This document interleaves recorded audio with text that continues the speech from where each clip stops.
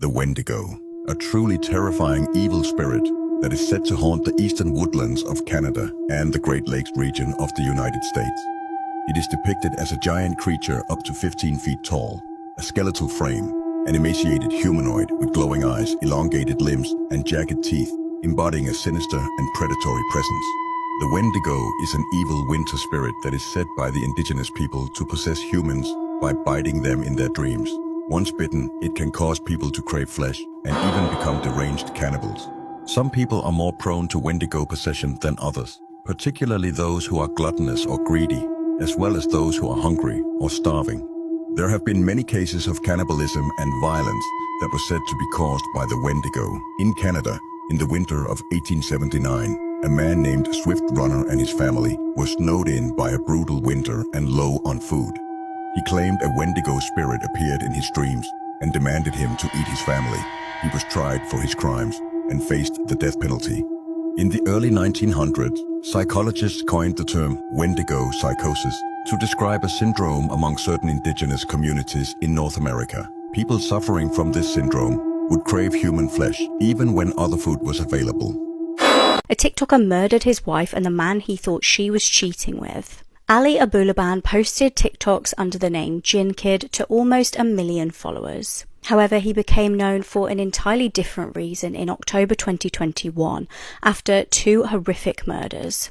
Ali was from San Diego and was married to Anna, who was 28 years old. The pair had been together 7 years and they had a 5-year-old daughter. The couple had actually been having difficulties in their relationship, and it was said that Ali was physically abusive to his wife. She wanted to be free from the marriage and the pair became estranged. Now, Ali started to convince himself that his wife was being unfaithful with her male friend Rayburn Barron, aged 29.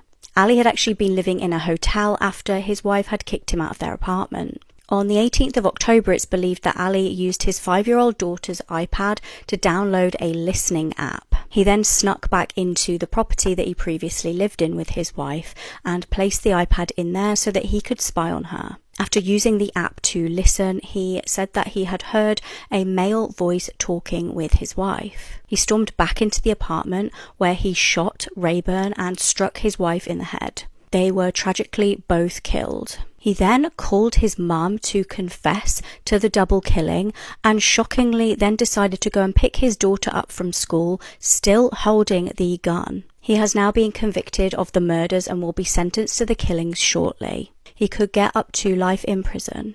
Most people won't be able to see it. Most people are just going to see a busy, crowded street with a bunch of cars on it. But if you squint your eyes really good, you'll be able to see it. Look, if you see it, then subscribe and comment down below. SCP-2030 is classified as Keter. It is an anomalous phenomenon manifesting as a TV series titled Laugh is Fun, or variations thereof. The show appears on various media formats, adapting to current popular ones. Containment procedures. A Foundation-operated web analysis bot is continuously operated and maintained to remove SCP-2030 from file sharing and video streaming sites. Locating SCP-2030's origin is a top priority. Description: SCP-2030 mimics popular TV show's box art, misleading viewers into watching it. The show is a hidden camera series displaying people's reactions to bizarre and often disturbing situations. SCP-2031, the host, appears in a blue suit and only from the neck down. He reveals to the victims that they are on a TV show, instantly calming them regardless of the distress they experience. The show's episodes revolve around various themes ranging from mundane to violent and strange. The audience usually consists of individuals featured in the episode, all of whom are documented as having died or gone missing in the year they appeared on SCP-2030. Investigations into their deaths show inconsistencies, and exhumations reveal their bodies are missing. It's suspected that SCP-2030 abducts these individuals after their appearance on the show. The show's pranks are often extreme and disturbing, involving anomalous events and graphic imagery. SCP-2031's closing remarks are typically cryptic, ending with repeated exhortations to laugh with us. This is the most expensive horse in the world that was sold last week for a price of $54 million. Can you believe it? To explain, this price is justified for 2 reasons. because it was elected the most beautiful horse in the world because of its coat. It's a coat that is somewhat silvery, as you can see here. It's just magnificent, and it comes from a lineage of racehorses with a great track record. So it's for these two reasons that at auction, it went for over $50 million. Can you imagine $50 million for a horse? Well, of course, it's just magnificent. When you see its coat, its fur, really, it truly looks like mother of pearl. The reflections of light on its fur, etc., it's just magnificent. For horse enthusiasts, if you have the money, would you have spent this sum for this horse? After all, it could be an investment, you can breed it, and maybe there will be some foals with these physical characteristics. Your opinion in the comments. Millions of cicadas will be emerging from the ground in the next month, and there's like this whole coincidence between that and the solar eclipse that's happening on April 8th, so now I want to share what I've learned. If you didn't know, there are certain cicadas called periodical cicadas, meaning they spend most of their life underground as nymphs and will emerge to transform into adults and mate. Some of these broods or groups of periodical cicadas will emerge once every 13 years or others every 17 years. Now, these broods are independent of one another, so they normally don't emerge at the same time, but normally doesn't mean never. For the first time since 1803, when there were only 17 states in the US, two broods will emerge at the same time in the same place right here on the map in Illinois. If that wasn't coincidence enough, this is the path of the solar eclipse that happened back in 2017, and this is the path the solar eclipse will have next month on April 8th. So in the same place and time that next month's solar eclipse intersects with the solar eclipse that occurred in 2017, two broods of cicadas will converge for the first time in over 200 years. That probably doesn't mean anything at all unless you're superstitious, but I just thought it was way too interesting not to share. This man is one of the most evil serial killers I have ever read about in my entire life, ever. This is Albert Fish, one of the most depraved and sadistic criminals in American history. Unfortunately born on May 19th, 1870, Albert was born into a family of mental illness, such as mania, schizophrenia, and other mental afflictions. By 1880, Albert's mother put him in an orphanage where he was frequently physically abused. Albert said that he enjoyed the physical pain that the beatings brought on. In 1880, Albert's mother got a government job and she was able to take him out of the orphanage. When he was 12 years old, he began a relationship with a telegraph boy. It was there he was introduced to the practices of drinking urine and eating feces. He also began visiting public baths so he could watch other men undress. And apparently he spent majority of his weekends there. In 1890, Albert moved to New York City. There he began boys under the age of 6 years old. His mother then arranged for him to be married to Anna Mary Hoffman. They had 6 children together. Now, several years later, in 1910, he met a man by the name of Thomas Spedden. He was 19. He took Thomas to where he was staying at the time, and the two engaged in sadomasochistic activities. It was heavily implied that Thomas was intellectually disabled. After a week or so, Albert took Thomas to an abandoned farmhouse. He then tied Thomas up and severed half of his genitalia. And according to Albert, he recalled how he shall never forget his screams or the look that Thomas gave him. Yeah. On 1917, Albert's wife left him for another man. I wonder why. He then raised his children as a single parent. It was about this time that Albert started to engage in self-harm, such as inserting needles into his groin and abdomen. After his arrest, x-rays showed that he had 20 needles embedded into his groin and abdomen. On 1928, Albert committed his most notorious murder of Grace Budd. On May 25th, Albert saw an advertisement for a young man by the name of Edward Budd looking for work as a farmhand. So he went and visited the family with the pretense of hiring Edward to then mutilate him and watch him bleed to death. This was in his words. Now, when he met the family, it was there that he met Edward's younger sister, 10-year-old Grace Budd. It was there that he said that he shifted his attentions from Edward to her.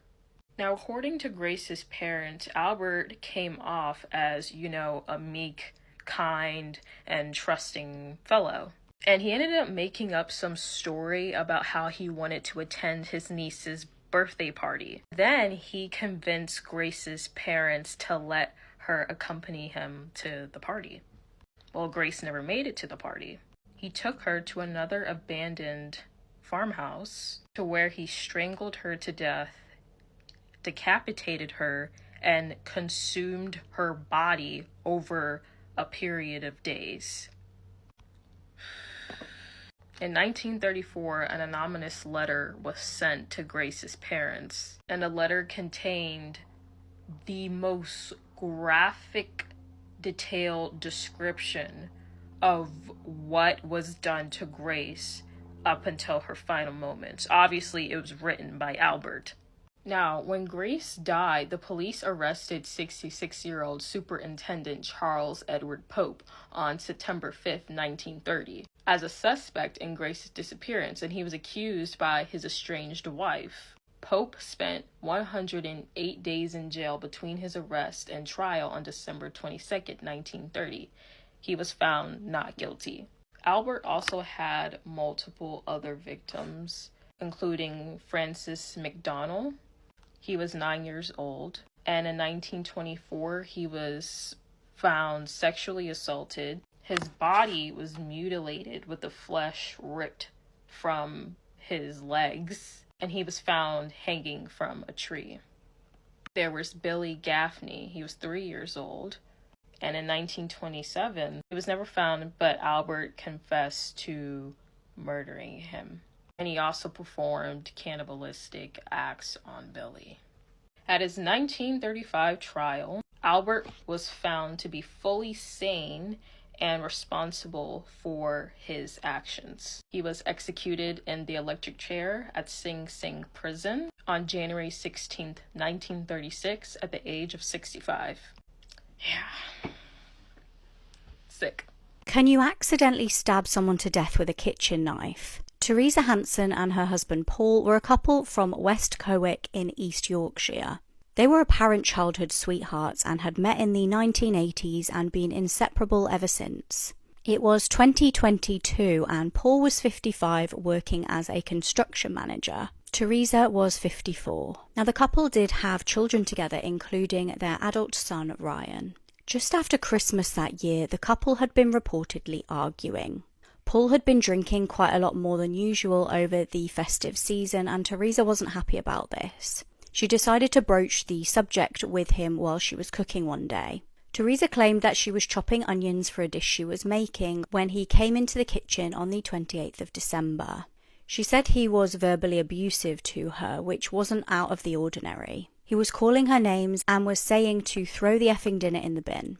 She stated that he was getting more and more irate with her, and when she turned around, he walked into the knife that she was holding. The knife went into Paul's heart, and in a panic, Teresa called 999. She attempted to cover the wound over and save him, but tragically he died from blood loss. At Teresa's trial, the judge actually stated to Teresa that he believed she didn't intend to kill her husband. However, he did state that he does believe that she intended to hurt him. He said that she experienced a moment of violence. Teresa and Paul's children pleaded with the judge to be lenient with their mother, but she was jailed for life. A 32-kilometer high tower is being planned that will be suspended from an asteroid. Yes, 32 kilometers. That's 20 miles high, and it's totally real, proposed by Clouds Architecture in 2017. For reference, the current tallest building in the world is the Burj Khalifa in Dubai at 830 meters. This will be almost 40 times higher. Called Al Nima Tower, it's planned to be attached to an asteroid 50,000 kilometers in space, suspended by a series of cables that will hold the building in place. The asteroid will follow a figure-8 path in Earth's orbit, moving moving at 480 kilometers an hour, so the tower will actually fly through different cities every day. This mega high-rise will sort of be its own self-sustained city, not even connected to the ground and divided into separate sections, each with their own purpose. Starting with entertainment, shopping, dining, and office spaces at the very bottom, we go into the gardening and agriculture section, and then the residential above that. The monument, which will probably be for like nice views and sightseeing, worship for religion, and reliquary, which is a place used to store sacred relics. I kind of wonder what they're going to keep there. Then at the very top is the funerary, their cemetery, which will be so high that you get an extra 42 minutes of daylight and a 10% horizon visibility. Maybe we'll finally be able to see the curvature of the earth from up there. The top of this tower will be more than 3 times the average cruising altitude of a commercial airliner. Partially powered through solar panels, and water will be supplied filtered through clouds and rain. There are still so many unanswered questions for this project, like how will people even get off the building, which the company suggested parachutes, or how will anyone even survive in residential units higher than Mount Everest, where oxygen is thin and temperatures at -40 all year round. At the end of the day, this is just a proposal that hasn't started construction yet, and they do say that we don't exactly have the technology to support it